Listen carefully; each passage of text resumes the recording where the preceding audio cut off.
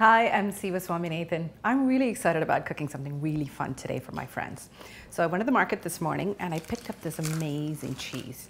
What's so special about this cheese? Well, this is a 30-week-old aged Parmesan. Well, what can you make with Parmesan? A lot of things, but we're going to make something really special. And of course, I ran into these beautiful black radish, and you kind of go, what's so special about these black radish? Well, first of all, you can't find them in a supermarket, so you have to find them in these farmers market. And then when you peel them, they become this beautiful sort of this egg shape. They do have the sort of the radish scent, but when you cook, they get translucent and they taste so yummy. So putting this black radish on this Parmesan, well, what am I making? Taste of Piedmont. So we're going to be featuring these two wines. These are called Barolo wines. This is native to the region of Piedmont, and one is aged in a barrel. So it's going to give us even a stronger taste. So what does that mean? Well, our risotto is going to have this beautiful dark color with combining with the Parmesan and the radish. My friends are not going to know what hit them. So I'm excited. So let's get started.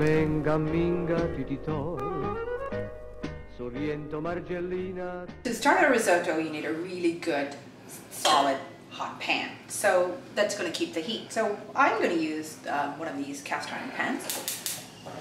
Fire it up. And I'm going to use just about a teaspoon of butter. And I like the combination of butter and olive oil because the butter is a little rich and the olive oil doesn't give you all the flavor. So what I'm going to do is slowly add the rice.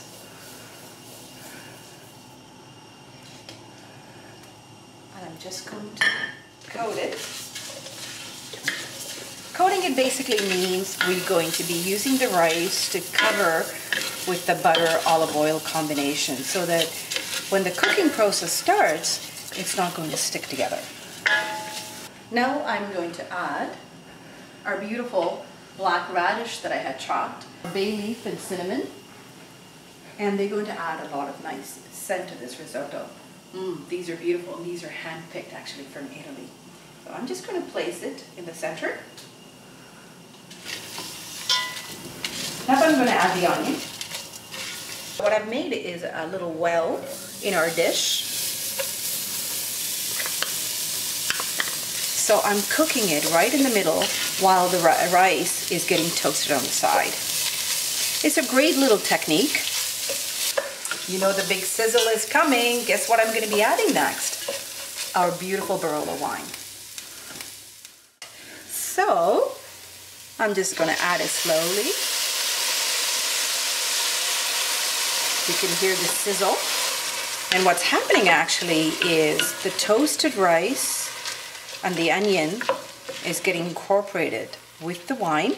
The alcohol is evaporating, but the flavor of the Barolo wine is still going to be intact for this risotto. Rice has gobbled up all my Barolo wine combination. So what I'm going to do is slowly add my hot stock. It's a beef stock, so we want the color to be all consistent. And this is the beauty of risotto, is we're going to slowly cook the rice to extract the starch by adding stock every time the rice has absorbed all the liquid. And it will take about 10 to 15 minutes. Again, the risotto is something that you want to have, what do you call al dente? You will know when the rice is done because you will start seeing more creaminess. That means the starch has come out. So we will have to stop the cooking before that. Dabbing butter all over. Not much, just enough to give that beautiful silky color. Our risotto is done, so we're going to arrest the cooking process so the rice is not going to cook anymore. So I'm just going to sprinkle just a little bit. You don't need much because this is not a mushroom risotto where you need a lot of Parmesan, just enough to stop the cooking. So it's about maybe a tablespoon.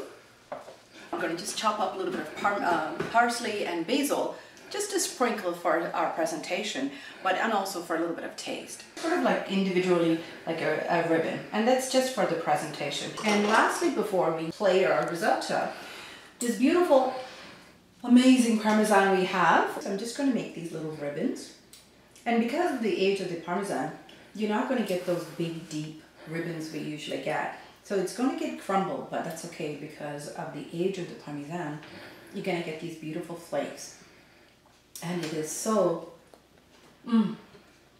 it's so worth the money getting a very beautiful aged Parmesan. Our risotto is done. I'm just going to plate it. It looks wonderful and the smell is just heavenly. Oh, this is a beautiful Barolo del risotto.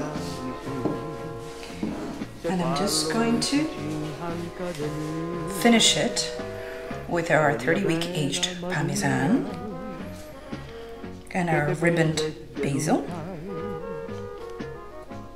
and our parsley, and our final finishing touch is our homemade basil oil.